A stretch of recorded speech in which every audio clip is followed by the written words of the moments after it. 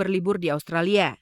Sayang, maksud baik Adi untuk selalu bersama keluarga batal terwujud. Sebenarnya ini rekaman yang sekarang ini, 3 proyek ini seharusnya Desember. Nah, Desember itu anak-anak libur. Jadi kita sebenarnya udah rencana sambil libur, sambil kerja. Tiba-tiba harus dibatalkan, diundur karena satu hal.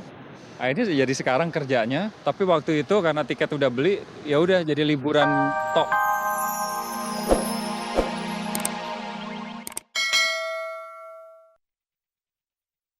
Apa kabar pemirsa? Di sore hari ini saya Farisa Kamelia kembali hadir di hadapan Anda bersama Kabar Kabari. Yang akan menyajikan kabar-kabar yang layak kami kabarkan karena kami Kabar Kabari.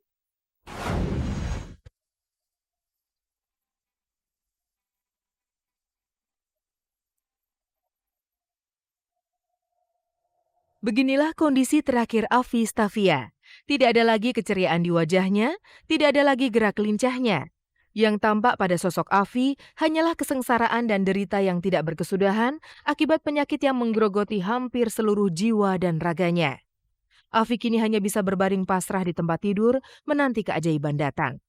Melihat kondisinya yang kian memprihatinkan, Mami Marina, ibunda Afi yang awalnya tidak pernah putus harapan akan kesembuhan buah hatinya, kini tinggal menunggu jawaban pasti akan takdir sang putra tercinta. Ya, kayaknya kondisi dia Afi saat ini sangat menurun.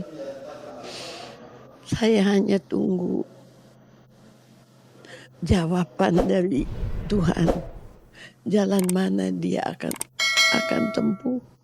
Saya sudah menerima sudah rela, sudah ikhlas kalau memang mau diambil.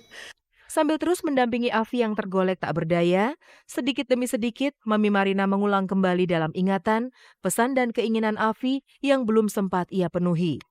Beberapa telah berhasil ia kumpulkan.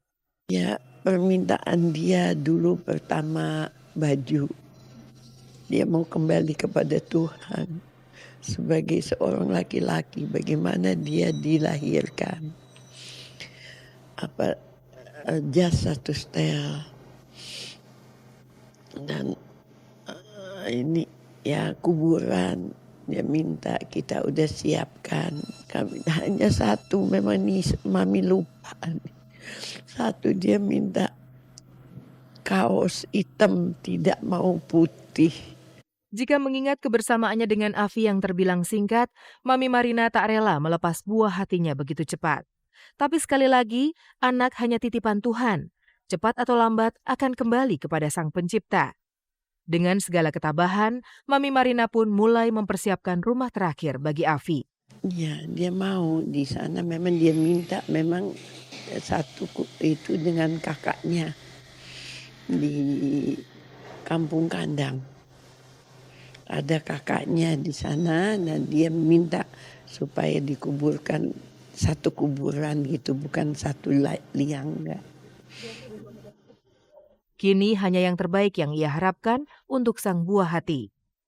Ya, harapan saya sebenarnya, saya ingin dia umur panjang dan dia bisa show lagi, bisa cari nafkah untuk Mami.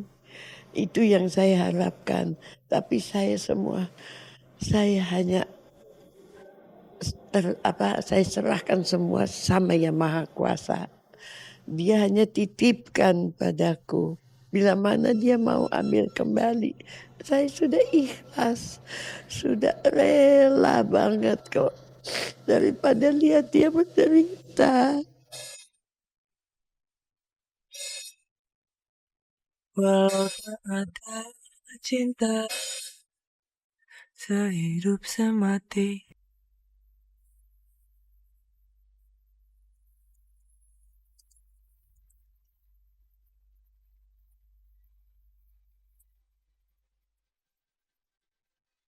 Sebuah ikatan pernikahan rupanya lebih dari sekedar peleburan cinta dan jiwa. Perbedaan pun bisa menjadi satu akibat sebuah ikatan pernikahan.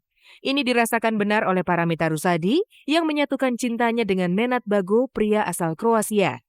Kebiasaan Nenad kini menjadi kebiasaan Mita juga. Hobi Nenad pun secara tidak sengaja menjadi hobi Mita juga. Tidak heran kalau artis papan atas yang selalu tampil anggun ini jadi memiliki hobi yang luar biasa menantang seperti berlayar di laut lepas. Jelas karena pengaruh sang suami. Tapi walau awalnya enggan, kini Mita jadi ikut-ikutan gila berlayar bersama sang suami. Di Kroasia? Udah pernah, pernah. Saya suka juga, lama-lama jadi suka karena mau nggak mau ya. Apa nih, sailing? Sailingnya di Kroasia gitu. Selain berlayar, hobi Nenat yang lain adalah beraksi di atas motor.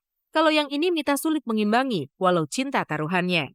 Maklum, ia mengalami trauma berat akan kendaraan beroda 2 itu. Saya terus terang kalau naik motor itu paling takut karena saya punya trauma. Dulu waktu kecil belajar naik motor kakinya patah gitu. Jadi kalau diajak naik motor yang kenceng gitu, aduh enggak deh. Hingga saat ini, usaha Nenat agar Mita bisa ikut menikmati hobinya berkendaraan motor belum juga membuahkan hasil. Padahal, Nenat telah menyiapkan pakaian khusus agar Mita terlindung saat bermotor bersamanya. Dia lagi rayu-rayu saya untuk naik motor terus, tapi saya dibeliin baju buat naik motor apa segala macam. Aduh, saya bilang nanti deh gitu. Saya sendiri nggak terlalu tertarik, jadi saya ya gini aja gitu. Kalau naik motor ya mungkin cuman buat jalan-jalan aja kali ya.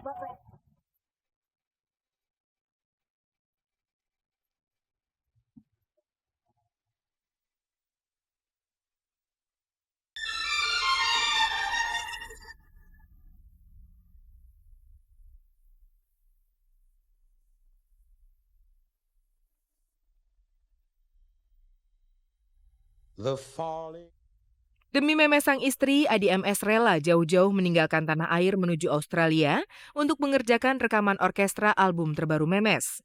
6 hari Adi MS rencananya berada di negeri Kangguru. Di sana ia akan mengerjakan orkestra lagu yang akan dinyanyikan Memes yang merupakan hasil gubahannya. Memang tidak semua lagu dalam album rekaman Memes merupakan karyanya. Meski memiliki suami musisi, Memes yang sangat perfeksionis rupanya tidak selalu mempercayai Adi MS untuk menggarap lagu-lagunya.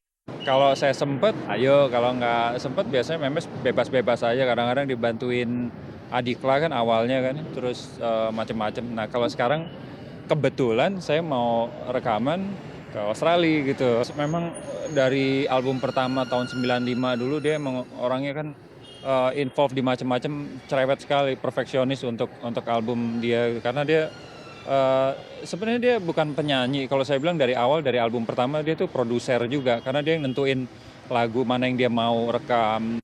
Awalnya ia ingin mengajak Memes dan kedua putranya sekaligus untuk bekerja sambil berlibur di Australia. Sayang, maksud baik Adi untuk selalu bersama keluarga batal terwujud. Sebenarnya ini rekaman yang sekarang ini, 3 proyek ini seharusnya Desember. Nah Desember itu anak-anak libur. Jadi kita sebenarnya udah rencana sambil libur, sambil kerja. Tiba-tiba harus dibatalkan, diundur karena satu hal. Nah, ini jadi sekarang kerjanya, tapi waktu itu karena tiket udah beli, ya udah jadi liburan tok. And soon I'll hear old winter song.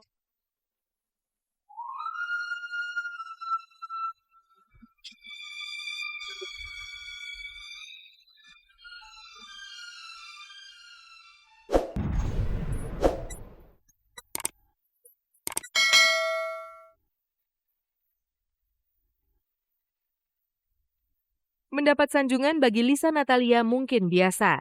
Tapi kalau caci maki serta kata-kata kotor yang dialamatkan kepadanya lewat pesan singkat di telepon seluler, Lisa Natalia akhirnya panas juga. Sebenarnya caci maki yang ia terima itu bukan hasil karya tangan orang iseng, melainkan para anggota SMS selebritis miliknya yang tidak puas dan kecewa dengan cara kerja sang operator. Para konsumen itu menuduh Lisa Natalia sebagai pengelola layanan SMS tersebut secara sengaja merampok pulsa telepon mereka dengan informasi-informasi selebritis yang tidak lagi mereka inginkan. Memang awalnya para mantan konsumen ini mendaftar secara sadar untuk mengetahui informasi selebritis favorit. Namun tanpa diminta, informasi datang terus-menerus hingga menguras sisa pulsa. Protes dan tuduhan penipuan pun terlontar juga.